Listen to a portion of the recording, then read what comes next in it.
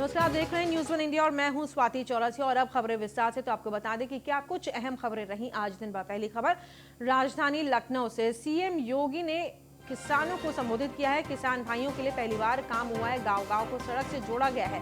CM Atal ji के सपनों को पीएम मोदी ने उड़ान दी है, ये कहना है सीएम योगी आदित्यनाथ का।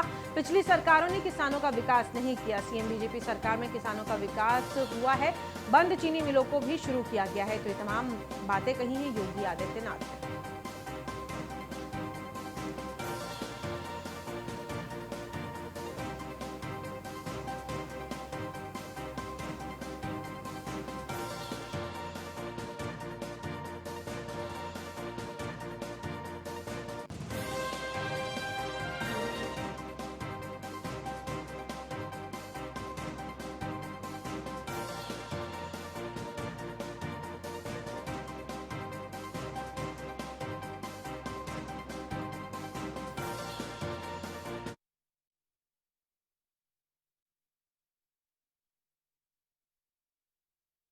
अभी 23 दिसंबर को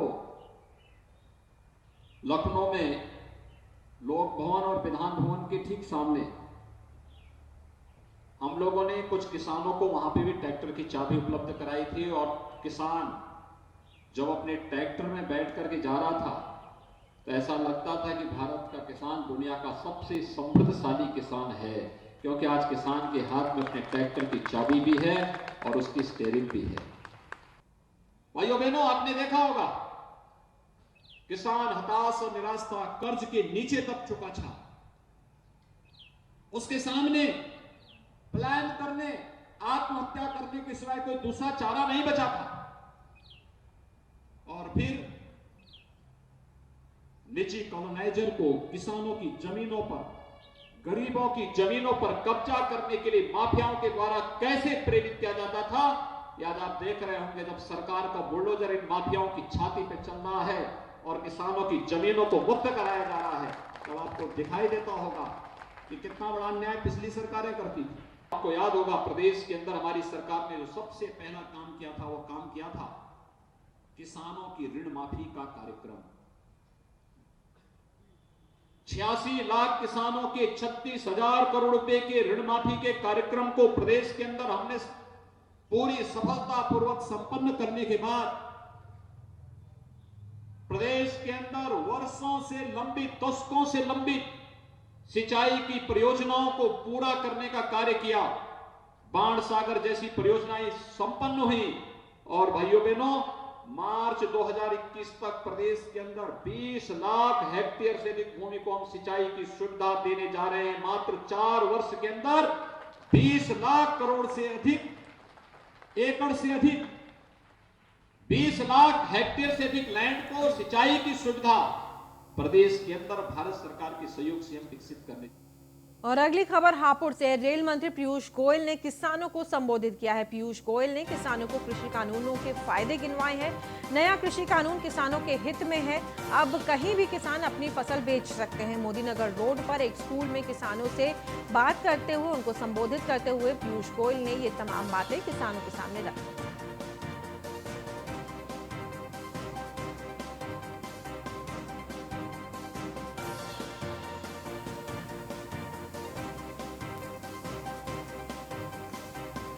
किसानों के जीवन में बदलाव लाना, किसानों के आमदनी को दोगुना करना, किसानों के परिवारों का एक लंबे अरसे के लिए कैसे जीवन सुधारते हुए, उनके काम को सुधारते हुए क्या क्या चीजें करने से भारत के कृषि क्षेत्र में सुधार आ सके, उसके लिए माननीय प्रधानमंत्री जी प्रतिबद्ध है कि सरकार में जवाबदेही होना चाहिए, सरकार ने जागरूकता फैलानी चाहिए, सरकार ने नए नए कार्यों से जनता की सेवा करनी चाहिए। और मैं समझता हूं प्रधानमंत्री नरेंद्र मोदी जी जो आज सिर्फ देश के ही नहीं पूरे विश्व के सब। और वहीं यूपी के डिप्टी सीएम केशव प्रसाद मौर्य ने किसानों को सौगात दी है। डिप्टी सीएम केशव प्रसाद मौर्य ने 15 किसानों को कृषि यंत्र दिए हैं। अटल जी की जयंती पर किसानों को कृषि यंत्र बांटे गए। केशव मौर्य ने किसानों को कृषि कानूनों के फायदे भी गिनवाए। तो आज अटल बिहारी वाजपेयी जी की जयंती और इसी मौके पर केशव प्रसाद मौर्य ने किसानों को तमाम कृषि संबंधित यंत्र बांटे हैं। तो आप इन तस्वीरों में देख सकते हैं, ये एक तरह से किसानों को मनाने की कोशिश, किसानों को ये जागरूक करने की कोशिश और किसान बिल के हितों के बारे में बताने की कोशिश सरकार द्वारा की जा रही है।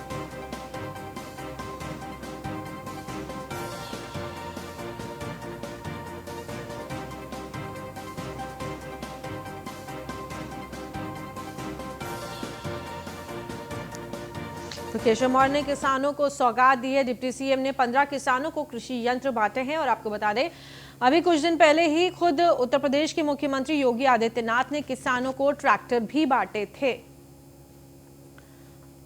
और इसी खबर पर हमारे संवाददाता रमन गुप्ता हमारे साथ जुड़ गए हैं फोन लाइन पर। रमन, अब जब तीनों किसानों बिलों का लगातार जो आंदोलन है चल रहा है, किसान बिलों के आप कह सकते हैं एक तरीके से उनके विरोध में लगातार ये जो आंदोलन चल रहा है, इन सब के बीच में खुद मुख्यमंत्री योगी द्वारा किसानों को ट्रैक्टर बांटना और अब डिप्टी सीएम द्वारा भी तमाम किसानों से बातचीत करना, उनको समझाने की कोशिश करना और एक तरह से लुभाने की कोशिश करना, ये तमाम गिफ्ट्स दे करके। रमन जी, आपको बता दें कि लगातार किसानों को समझाने में लगी हुई है भारतीय जनता पार्टी की सरकार। लगातार योगी आदित्यनाथ हो, लगातार उत्तर प्रदेश के उप मुख्यमंत्री केशव मौर्य हो, लगातार किसानियों से बातचीत कर रहे हैं। आज पूर्व प्रधानमंत्री अटल बिहारी वाजपेयी जी के उस पे कार्यक्रम किया गया, जगह जगह चौपाल लगाई गई। आज प्रधानमंत्री ने भी देश के किसानों को संबोधित किया और लगातार 2 दिन के दौरे पर हैं डिप्टी सीएम और जो यहाँ के किसान हैं उनसे बात कर रहे हैं कि ये जो बिल है वो किसानों के हित में है और विपक्ष उनको भ्रम करने का काम कर रहा है और किसान बिल पूरी तरह से उनके पक्ष में है। प्रधानमंत्री भी कह चुके हैं और उत्तर प्रदेश के सीएम योगी आदित्यनाथ भी लगातार किसानों को समझाने में लगे हैं। उप मुख्यमंत्री केशव मौर्य भी समझाने में लगे हैं। अब कहीं ना कहीं किसानों को लुभाने का प्रयास भी किया जा रहा है। जी, इन तमाम जानकारी के लिए आपका बहुत बहुत धन्यवाद रमन। और बेरोजगारों को रोजगार देने के लिए गठित नारायण सेवा संस्थान के भूमि पूजन और शिलान्यास कार्यक्रम का आयोजन बाराबंकी के बरेठी में किया गया है। इस मौके पर केंद्रीय मंत्री महेंद्र नाथ पांडे और यूपी के डिप्टी सीएम दिनेश शर्मा ने शिरकत की। इस दौरान डिप्टी सीएम दिनेश शर्मा ने लोगों को संबोधित भी किया और कृषि कानूनों के फायदे गिनवाए। दिनेश शर्मा ने कहा कि सरकार किसानों से बात करने के लिए हमेशा से तैयार है, लेकिन विपक्षी लोग किसानों को भड़का रहे हैं। पता नहीं इधर की क्या परंपरा है हमारे पूरब।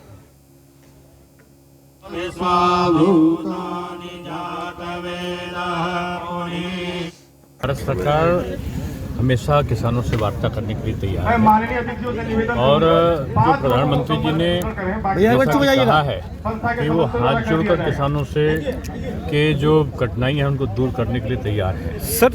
और प्रधानमंत्री जी ने इस बात का भी उल्लेख किया है, जो हमारे कृषि मंत्री ने चिट्ठी लिखी है उसमें सभी समस्याओं का उल्लेख आया है। किसान भाई उसे पढ़ें और वार्ता के लिए आए। राज्यसभा सांसद संजय सिंह ने संसद में पीएम के सामने विरोध किया है। संजय सिंह ने कृषि कानूनों को लेकर के पीएम के सामने विरोध जताया। किसान विरोधी काला कानून वापस ले सरकार, अन्नदाताओं को आतंकवादी कहना बंद करे सरकार। तो ये तमाम बातें संजय सिंह ने आज संसद में रखी।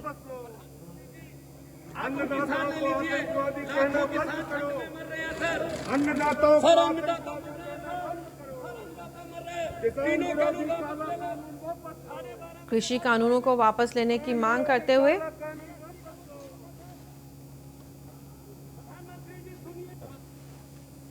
काला कानून वापस लो, वापस लो, वापस लो, विरोधी काला कानून वापस लो, वापस लो।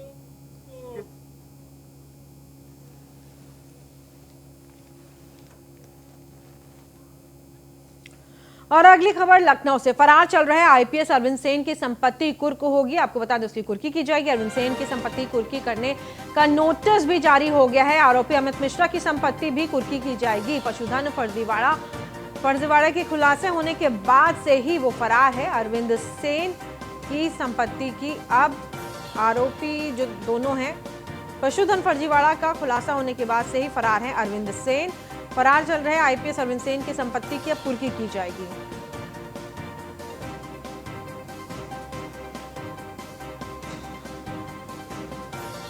और आरोपी अमित मिश्रा की संपत्ति भी, उसकी भी कुर्की की जाएगी। और आज आपको बता दें कि फरार चल रहा है आईपीएस अरविंद सेन की संपत्ति की कुर्की होगी।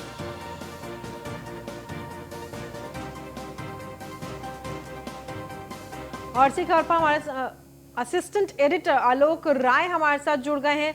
आलोक जी, लंबे समय से पुलिस इनको ढूंढने की कोशिश कर रही है और ये भी कहा गया था कि खुद आकर के सरेंडर कर दे, लेकिन अब जब सारे जो स्थितियां बन रही थी उन सभी स्थितियों को जब पार हो चुका, जो समय पार हो चुका है, अब इन दोनों ही आरोपियों की संपत्ति कुर्की की जाएगी।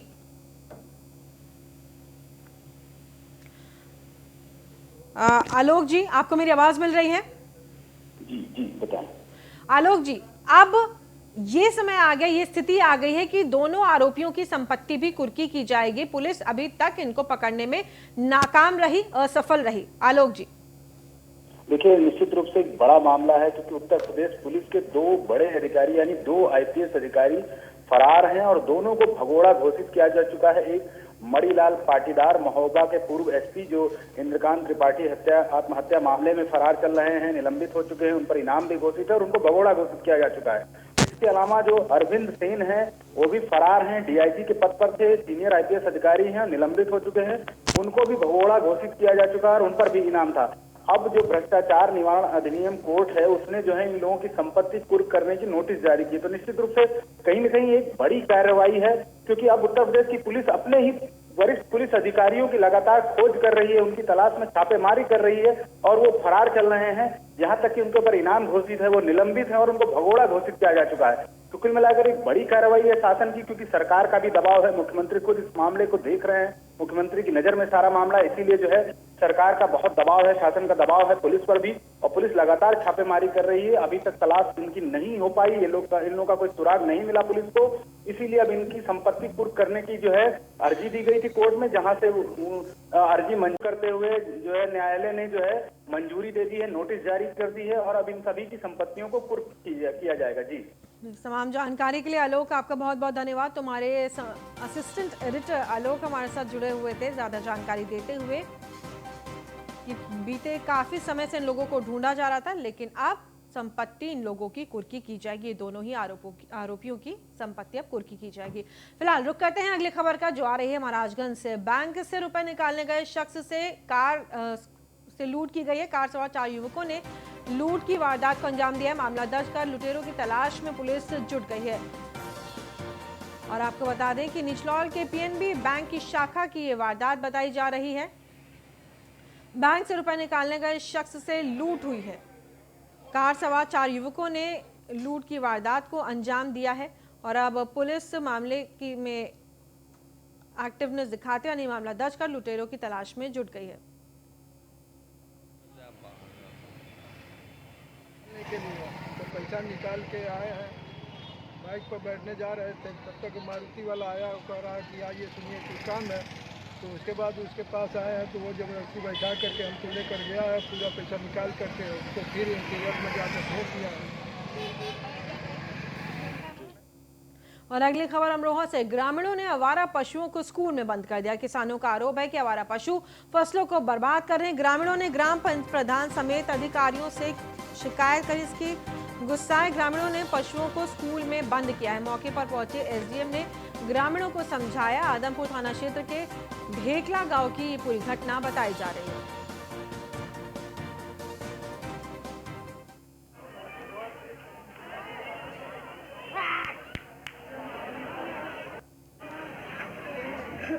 और मथुरा में पुजारियों के 2 गुटों में मारपीट हो गई और मारपीट का ये वीडियो वायरल हो गया। दुकान के गले से पैसे उठाने को लेकर के मारपीट हुई है। मारपीट में घायल पुजारी को अस्पताल में भर्ती करा दिया गया। गोवर्धन के गिरिराज मुकुट मुखारविंद मंदिर का बताया जा रहा है ये पूरा वीडियो। तो अब देखिए कि 2 पुजारियों के बीच में ये मारपीट हुई है और उसका वीडियो सामने आया है।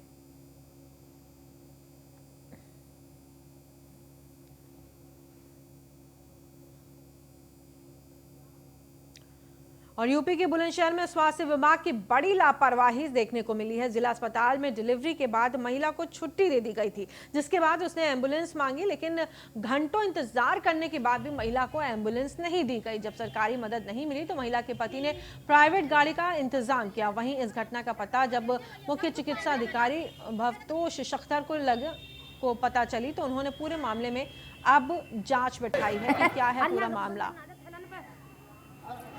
सामान पे